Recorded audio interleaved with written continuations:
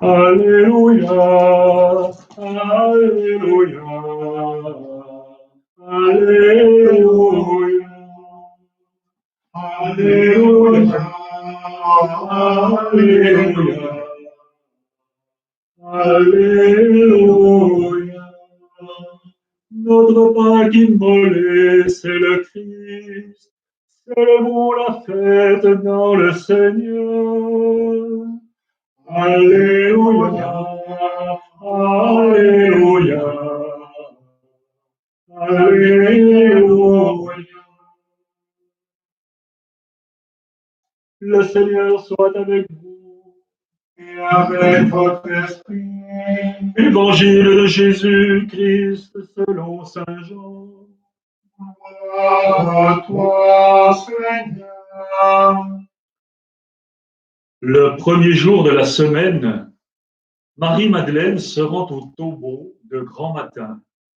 C'était encore les ténèbres.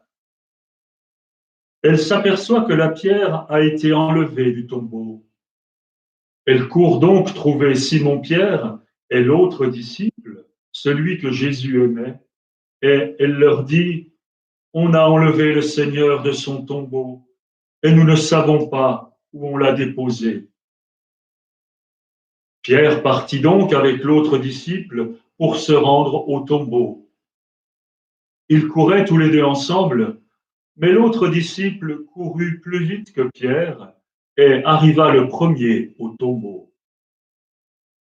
En se penchant, il s'aperçoit que les linges sont posés à plat, cependant il n'entre pas.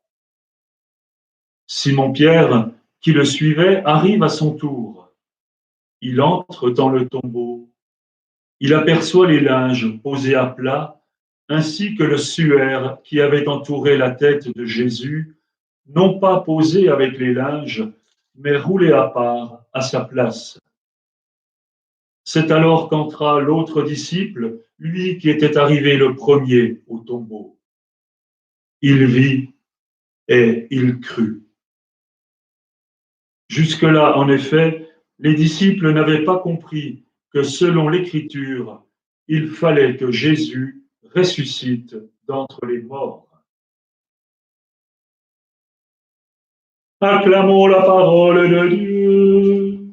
Louange à toi, Seigneur Jésus.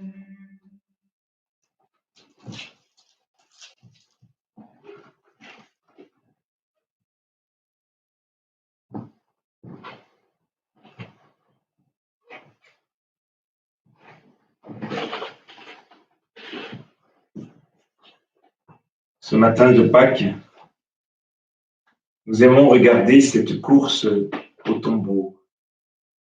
Marie-Madeleine, de Pierre et du disciple bien-aimé. Cette course, c'est peut-être la nôtre.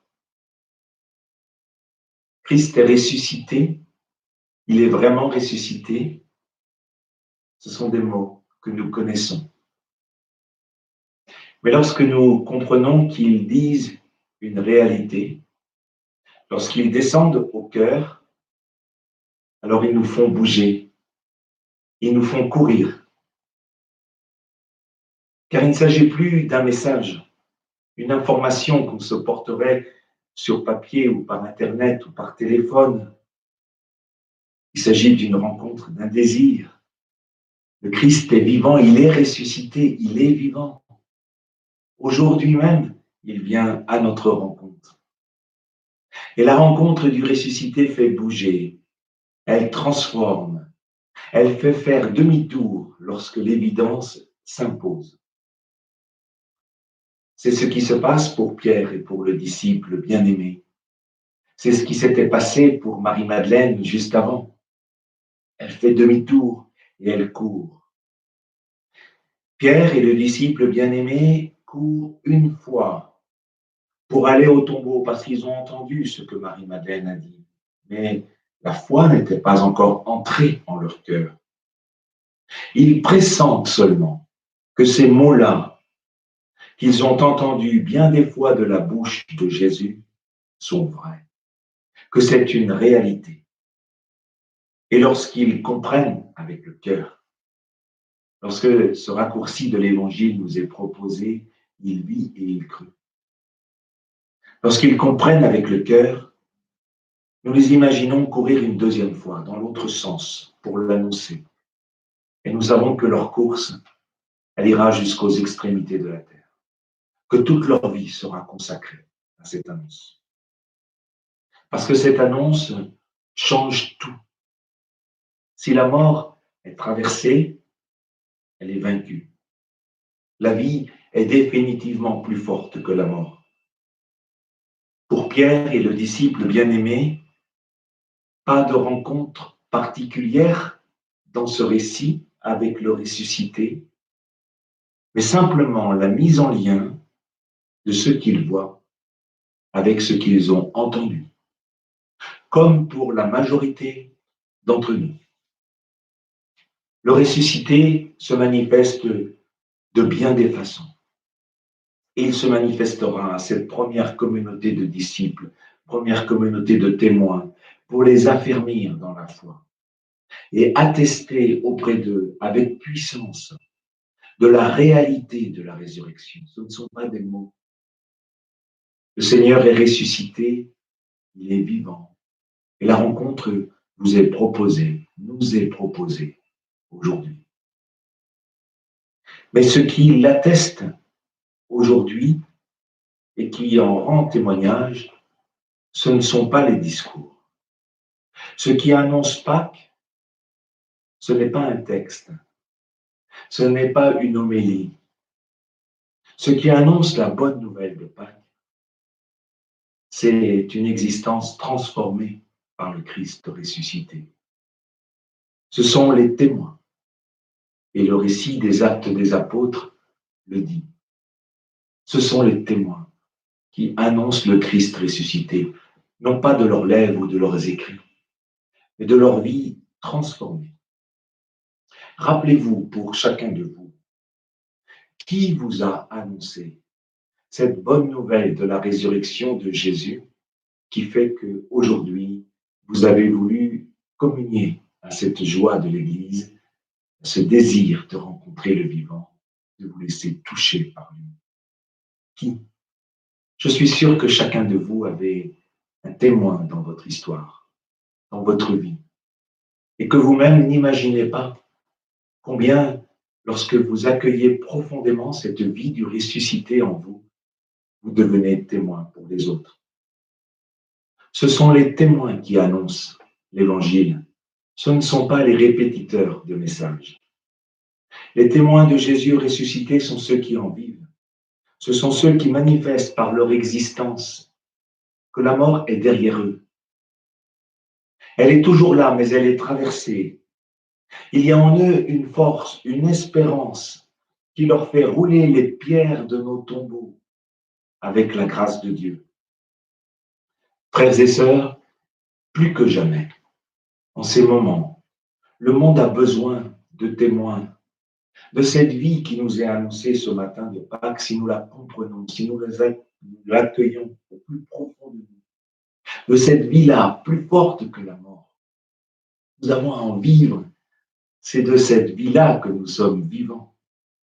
Non pas par conviction, mais par assurance, inscrite au fond de nous. La foi est un don de Dieu. Que là se trouve la véritable lumière. Nous vivons actuellement une époque sombre qui inquiète tant et tant de monde, tant de pays, qui nous fait nous relier, nous sentir en communion avec beaucoup de pays, beaucoup de nationalités dans une même épreuve à traverser.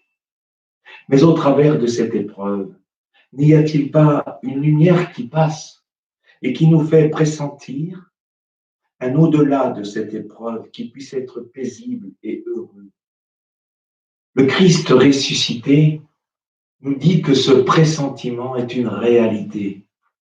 Appuyons-nous sur notre confiance dans le Seigneur ressuscité d'entre les morts pour entrer dans les conversions nécessaires aujourd'hui.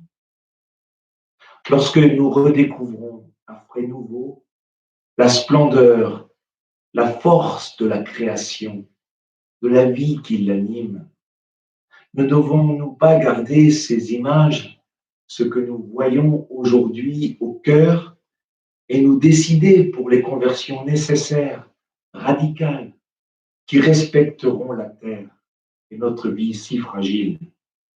Nous sommes appelés à revoir nos pratiques et nos illusions de toute puissance, mais non pas en nous appuyant sur une idéologie ou un discours, en nous appuyant sur le Christ ressuscité. La vie est plus forte que la mort, définitivement. Lorsque nous redécouvrons que nous avons des voisins qui applaudissent, qui jouent de la musique, qui tapent sur leur casserole, et que nous avons plaisir à nous saluer le soir, n'y a-t-il pas des protections que nous avons érigées à démonter définitivement, afin de retrouver l'espace de fraternité auquel nous sommes appelés?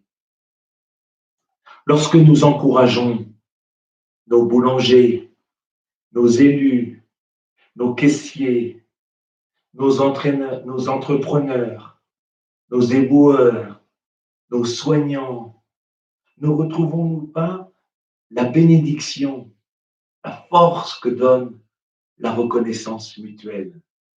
Pourquoi ne pas le décider, d'en faire notre règle?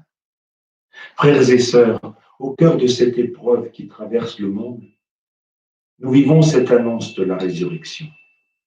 Je vous invite, puisque c'est l'occasion qui nous est donnée cette année, dans vos maisons, à vous partager très simplement qui vous a annoncé le ressuscité. Non pas un texte, non pas un montage diaporama, PowerPoint ou je ne sais quoi, non pas une vidéo, même si nous nous appuyons dessus pour porter le message. Mais qui vous a donné la conviction que le Christ est ressuscité, que vous pouvez vous appuyer sur lui? Partagez-le vous.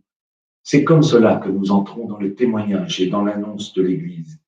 Si nous l'avons entendu du fond du cœur, et non seulement de notre tête, il nous fera traverser la mort, dès maintenant. Nous serons ensemble témoins du ressuscité. Avec le Seigneur, nous ferons rouler les pierres qui nous enserrent pour nous ouvrir à sa vie. Le Seigneur est ressuscité. Il est vraiment ressuscité. Alléluia.